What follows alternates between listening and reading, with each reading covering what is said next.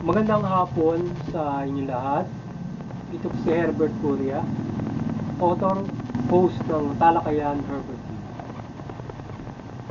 Ang ating tatalakayin sa linggong ito, sa hapon ito, ay hinggil doon sa COP28 summit na sinasagawa ngayon sa UAE, Dubai, sa dito pang nakaraang November 29 hanggang December 9 yata yun, if I'm not mistaken. So ngayon ay ating tatalakayin ngayon ay ito kung saan ito ay usapin hinggil doon sa ating climate change, kung paano ito re-resolvahin, at maging doon sa mga apektadong mga bansa ay sila ay tutulungan ng mga bansa para sila ay makaahon at matulungan sila doon sa kanilang pagprotekta dito sa climate change. So ngayon ay itong COP28 na summit ngayon ay naging isang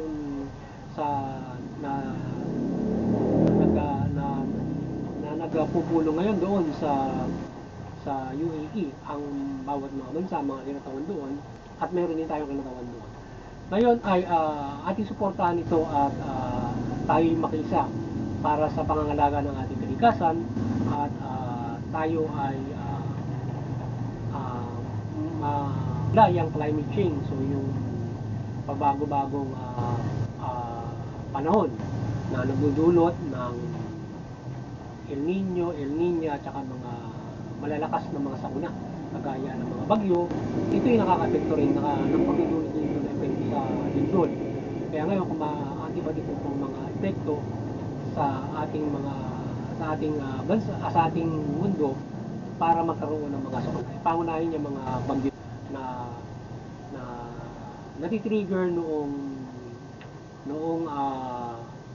climate change o global warming, para uminit yung ating karagatan at magdulot ito ng bagyo. So ngayon ay dapat tayo ay makiisa para doon sa mapag-uusapan doon, at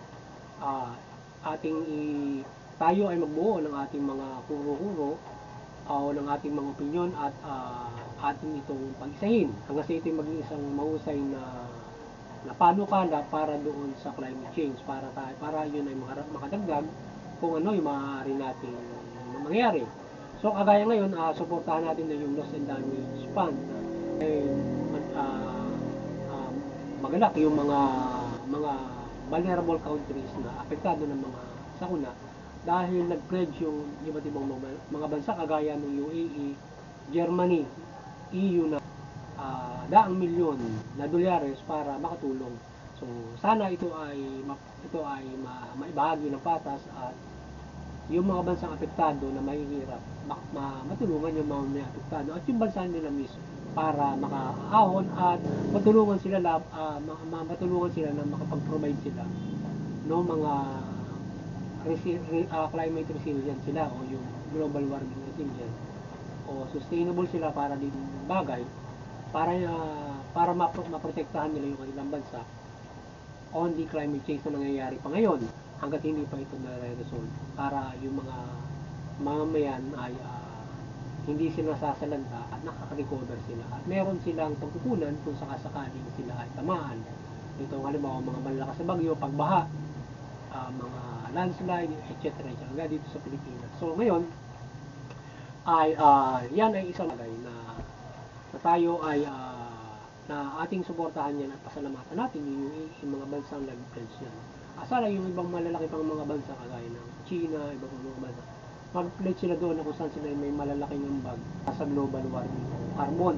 Yung mga higher industries na nagdudulot ng carbon, yan yung dapat magambag ng malalaki para yung kanilang pamahalaan, mga industriya doon, upang sa gayon ay makatulong sila doon sa mga apektadong bansa na tinatamaan ng global warming. At saka yung dapat syempre yung ating kung paano natin matutulungan, halimbawa tayo lipunan ng Pilipino at iba't ibang mga bansa, yung mga proyekto ng United Nations o yan ng COP28, kung paano natin susundin yun, at tayo ay magkaisa, tingnan natin yung pamahalaan kung nasusunod yung COP28, yung pagresolba ng climate change.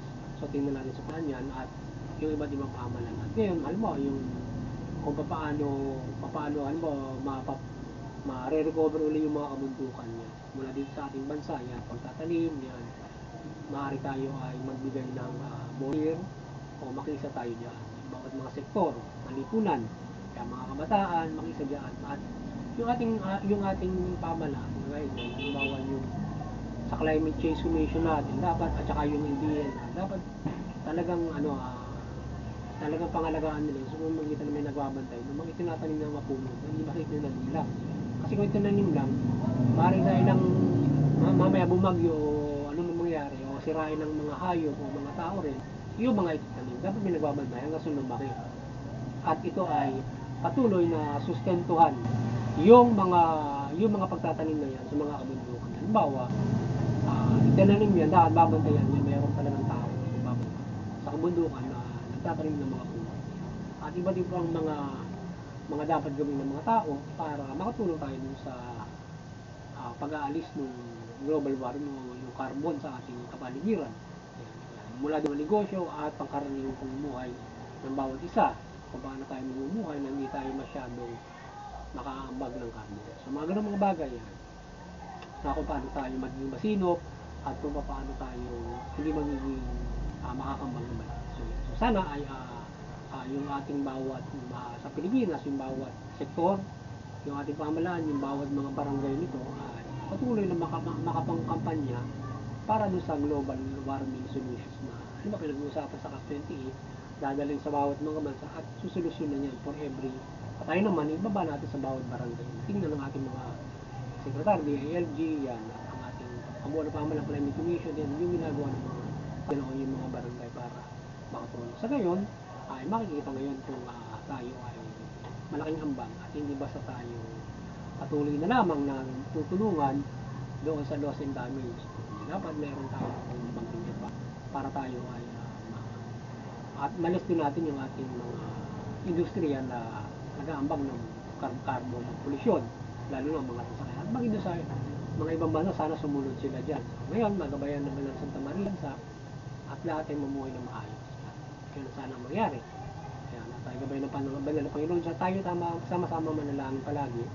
O manalangin tayo sa ating mga tahanan na pagkalooban tayo ng maunlad na kalikasan. At the same time, syempre, hindi tayo ay nagkakasala sa kalikasan. Sama-sama tayo humingi ng kapatawaran sa pagsira ng kalikasan ng ating kapwa o maaaring tayo nakasisira tayo maging at tayo ay magambag kung paano ito i-restore na tayo ay mamuhay na maayos at tumulong tayo sa pagtatanim at iba't ibang mga pagsasayos ng kapaligiran, pagtatanggal ng mga basura, mga iba't ibang mga bagay.